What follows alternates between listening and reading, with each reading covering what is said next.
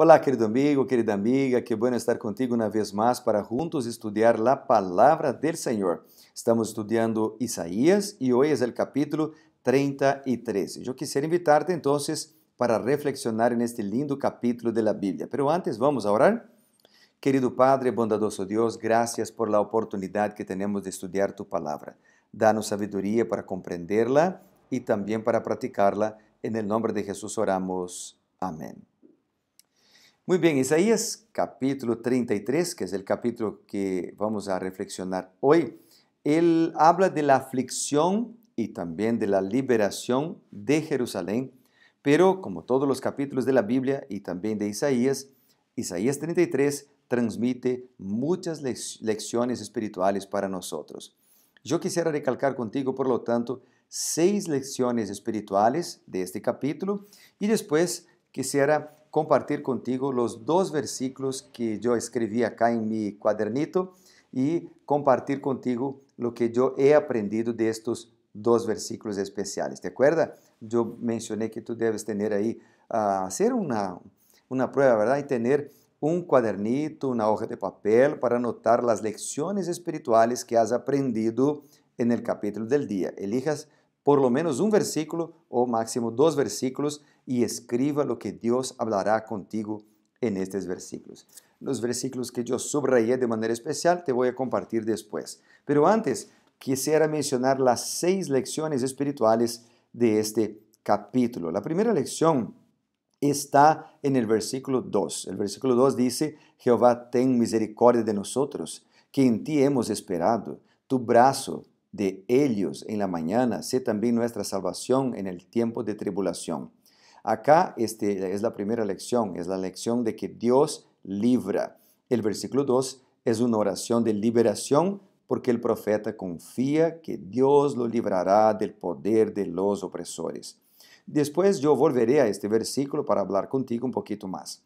Bueno, la segunda lección está en el versículo 5 y también el versículo 6. Dice: será exaltado Jehová, el cual mora en las alturas. Jehová llena Sión de derecho y de justicia. Él es la sabiduría de sus días. Sabiduría y conocimiento son sus riquezas salvadoras, y el temor de Jehová es su tesoro. Interesante, ¿no? El temor de Jehová es el tesoro. Se menciona esta expresión, el temor de Jehová, como un tesoro en varios otros versículos, acá y en otros versículos de la Biblia también. Por lo tanto, como es una connotación positiva, es decir, temer a Jehová significa amarlo, respetarlo, significa adorarlo. Por lo tanto, es algo que todos nosotros deberíamos buscar.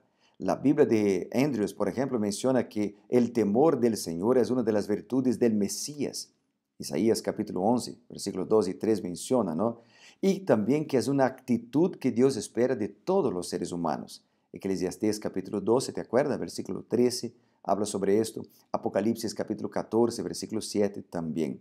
Debemos temer a Dios porque Él es justo. Tercera lección espiritual está en los versículos 10 hasta el versículo 12. Por ejemplo, el versículo 10 empieza con la expresión: ahora me levantaré, dice Jehová. Ahora seré exaltado, seré engrandecido. Esta expresión significa que las dificultades humanas son oportunidades divinas y que el mal será completamente destruido un día. Dios se levantará para destruir el mal.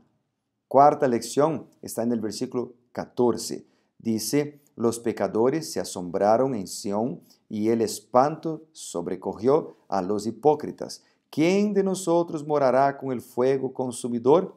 Bueno, Dios es un fuego consumidor para los impíos, pero los limpios de corazón verán a Dios. Mateo capítulo 5, versículo 8 habla sobre esto. Los limpios verán a Dios y vivirán. Tú decides de qué lado quieres estar cada día. Quinta lección está en los versículos 15 hasta el versículo 17. Dice la Biblia: el que camina en justicia y habla lo recto, el que aborrece la ganancia de violencias, el que sacude sus manos para no recibir soborno, el que tapa sus oídos para no oír propuestas sanguinarias, el que cierra sus ojos para no ver cosa mala, este habitará en las alturas. Fortaleza de rocas será su lugar de refugio. Se le dará su pan y sus aguas tendrán seguras. Tus ojos verán al Rey y su hermosura. Qué lindo, ¿no? Es muy parecido con lo que está en el Salmo 15, los versículos 1 hasta el versículo 5, que dice, Jehová, ¿quién habitará en tu tabernáculo? ¿Quién morará en tu santo monte? El que anda en integridad, el que hace justicia, el que habla la verdad en su corazón, ¿verdad? El que no calumnia con su lengua, ni hace el mal a su prójimo, ni admite reproche alguno, ningún reproche contra su vecino. Aquel cuyos ojos el indigno es menospreciado, pero honra a los que temen a Jehová. El que aún jurando en perjuicio propio, no por eso cambia. Quien su dinero no dio a usura, ni contra el inocente admitió soborno. El que hace estas cosas no resbalará jamás, dice el Salmo capítulo 15. Bueno, esa es la gran certeza, la lección de la gran certeza, de que cuando andamos en el camino del Señor, la promesa es segura. La sexta lección está en el versículo 22 y 24, que yo llamo de la lección de la gran seguridad. O sea, Dios es nuestro Salvador. El versículo 22 dice, porque Jehová es nuestro juez, Jehová es nuestro legislador, Jehová es nuestro rey, Él mismo nos salvará. No dirá el morador, estoy enfermo, al pueblo que mora en ella le será perdonada la iniquidad. La curación de la enfermedad, el perdón de los pecados ocurren juntos. Cristo restaura de enfermedades físicas, es verdad, pero también restaura de enfermedades espirituales. Y un día viviremos para siempre con Él en el lugar perfecto que Él está preparando para nosotros, sin dolor, sin duelo, sin muerte, sin lágrimas, como dice Apocalipsis 21, versículo 4. Bueno, yo quisiera recalcar contigo también, como yo mencioné, los dos últimos versículos de este día, de esta reflexión, que son los versículos que yo subrayé de manera especial. El primero, yo ya he mencionado acá y voy a leerlo una vez más, es el versículo 2. Jehová, ten misericordia de nosotros, que en ti hemos esperado. Tu brazo de ellos en la mañana, sé también nuestra salvación en el tiempo de tribulación. Yo mencioné acá, mi Dios, ten misericordia. He esperado en Él. Él me fortalece por la mañana. Mi Dios me salva en el tiempo de la tribulación.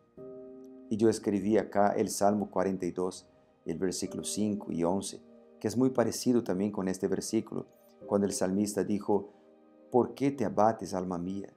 ¿Por qué te turbas dentro de mí? Espera en Dios, porque aún he de alabarlo, salvación mía y Dios mío. ¿Por qué te abates, alma mía? ¿Por qué te turbas dentro de mí? Espera en Dios, porque aún he de alabarlo, salvación mía y Dios mío. Después dice el versículo 2, aquí dice, tu brazo de ellos en la mañana. Es lo que dice el Salmo 5, versículos 1 al 3.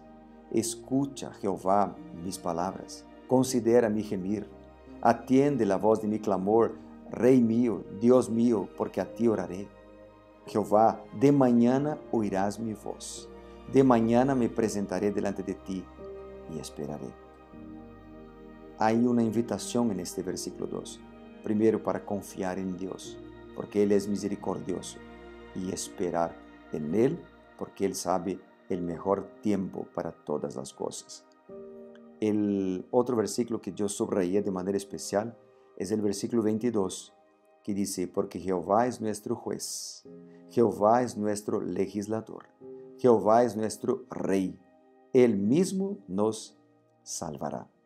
Entonces yo escribí acá, Dios mío es mi juez, mi legislador, mi rey, y Él me salvará.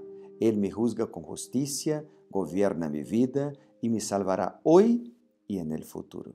Y me acordé de Hechos, capítulo 16, versículo 30 al 32, cuando el carcelero hizo una pregunta para Pablo y Silas. Dice que los sacó y les dijo: Señores, ¿qué debo hacer para ser salvo? Ellos entonces dijeron: Cree en el Señor Jesucristo y serás salvo, tú y tu casa. Y le hablaron la palabra del Señor a él y a todos los que estaban en su casa. Y después fueron bautizados el carcelero y toda su familia. Creer en Jesús, estudiar la Biblia y ser bautizados. Estos son los pasos que Pablo y Silas presentaron al carcelero. En este momento en que estamos reflexionando que Dios es nuestro legislador, que Él es nuestro rey, nuestro juez, pero que Él nos salvará, quizás ahora sería una buena oportunidad para tomar una decisión. Confía en Dios, dale tu vida, Él te salvará. Vamos a orar por esto. Querido Padre, bondadoso Dios, alabado sea tu nombre por la oportunidad que tenemos cada mañana para buscarlo y adorarlo. En este momento pedimos tu sabiduría para que tú puedas conducirnos y guiarnos en tus caminos. Por ello, oramos en el nombre de Jesús, nuestro Señor y Salvador. Amén. Dios te bendiga. Nos vemos muy pronto mañana para ser reavivados por su palabra. Chao, chao.